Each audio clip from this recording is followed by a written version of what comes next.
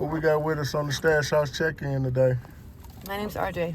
Ms. RJ, could you give us a little background on you? I figure skated for 20 years, and I'm from Metro Detroit, Michigan. You like the second person I spoke to in as many days that was from Michigan. Really? Yes. What brought you here from Michigan? My fiance and I were living in Los Angeles, and his parents got really sick, so we came to Illinois to take care of them, but St. Louis was the only place we could, get what we needed. Taking it back, what kind of household did you grow up in? Before I was 12, Section 8, then my mom got married, and we were upper middle class. Were you, did you have brothers and sisters? Nope. Only child? Yep. Wow. What schools did you go to? Rochester High, Oakview South Elementary. Did you graduate? I did. Where did life take you after graduation? College at Oakland University, and then everywhere. I traveled a lot. What made you travel a lot and move around like that? Well, my father's from Australia, so we just went around the world a lot. How was it having a father from a whole nother place? Like, how did that affect you growing up, or did it? Definitely. I think it made me really, really cultured. I was really lucky to be able to... Australians travel a lot, so, he was taking us everywhere. And I ended up moving to Germany when I was 19, so kind of following his footsteps. How's your time being in St. Louis so far? Strangely enough, no matter how awful it is, there's like a baseline of freedom and like building up from the bottom, which is kind of nice, but it's rough. Who introduced you, or what was your introduction into the lifestyle that you're currently living with the toxic substances? I had an abusive ex, so I got a metal plate put in my face. They put me on opiates, and then, dealing with that assault, I guess. Children? Nope. And you say you are married? Engaged. What jobs have you had over your lifetime? Figure skating coach. A lot. Well, the ones you can remember. Tell us about the figure skating coach. Like, how did that come about? That's pretty cool. Well, I skated my whole life, so. Wow. It just kind of ended up. Competitively, or? Yep. Freestyle and synchro. Did you win any competitions? Did you compete on a certain level? Like, how does the figure skating go? Like, cause that's like foreign to me. I got second in regionals for like the school championships, the high school championships, and I got third at nationals for synchro, and third at regionals for freestyle. What made you stop figure skating? Drugs. How old were you when you got introduced to the toxic substances? I started smoking weed on my 19th birthday, and I was 23 when I started opiates. How has that affected your life moving forward from the age of 19? Well, I went from being the golden child that never got in trouble and had their life planned out in front of them to living on the streets in a car. A brand new freaking Lincoln MKX that I got in 5 days. Someone stole the battery and 2 tires, so I've had it for a month and a half and I can't drive it, but it works fine. How long have you been engaged? 7 years.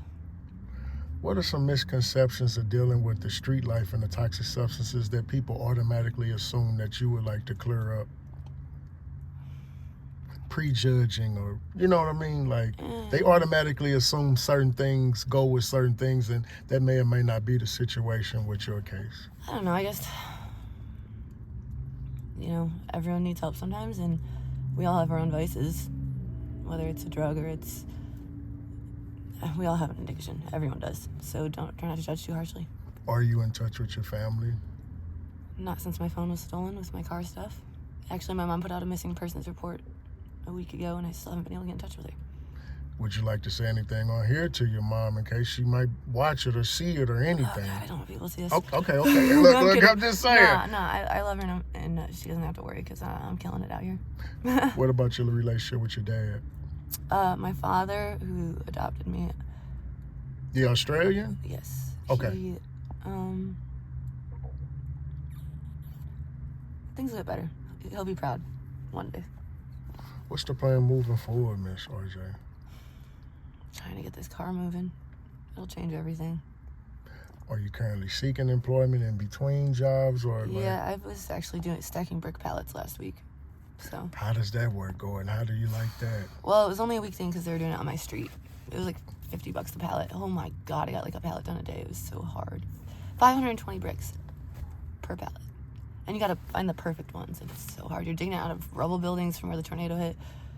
It's awful. How important is hard work, though? So Was that instilled in you growing up? Oh, definitely. If I put all the energy I put into getting drugs every day into literally anything else, I would probably be a millionaire.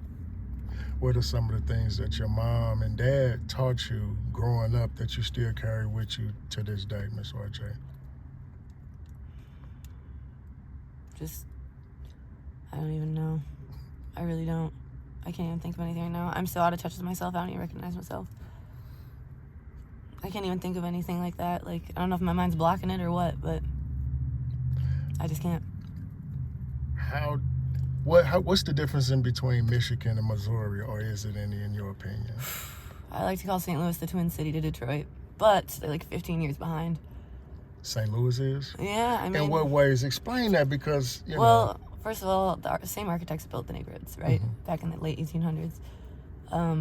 What they're doing now, they're selling houses for $1, $5, whatever, Chinese buying them up. They were doing that in 2010 in Detroit. I mean, I moved in 2018 to Los Angeles, came back, 2018. In Los Angeles, came back literally 6 months later, didn't recognize the place at all. So, this place in the next 6 or 7 years, they're moving everyone over here to Warner Park. Everyone that's in those neighborhoods, that tornado, everything, it's not going to be what they know. How was your time in Los Angeles, and how long did you stay there?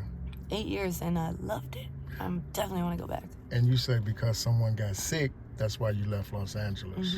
What took you to Los Angeles in the first place? From Michigan, Sobriety, actually. Okay. Yep. Tell you what, though, the drugs are way better out there. Why is that, Miss RJ? They're pure, man. They're pure. The stuff out here, I mean, I was doing 30 cabs a day. When I switched off it, I was still sick for 2 weeks. What could you tell a young lady thinking about coming out into these streets thinking she's got it all figured out? What kind of advice could you give her? Humble yourself, because you sure as hell don't. I mean, I fucked around in Detroit for a good minute. St. Louis is gutter. Like, it's rough. If you can go back, knowing what you know today, and talk to a young Miss RJ, what would you tell her? All those experiences you want to write about, you're going to get them, but it's going to be fucking hard, so get ready. Prepare yourself. Miss RJ, we appreciate you taking the time out to share with us, and if there's anything you want to leave on the close out, positive message, wisdom, advice, anybody looking for you, worried about you, wondering if you're okay, now's the time you can leave it. I'm good. I'm killing it more than it looks like. That's it. We appreciate you, Miss RJ. May you continue to be covered, blessed, and protected out here, and may the taste of those toxins and poisons leave your mouth and your body sooner than later. Thank you, Miss RJ. Thanks.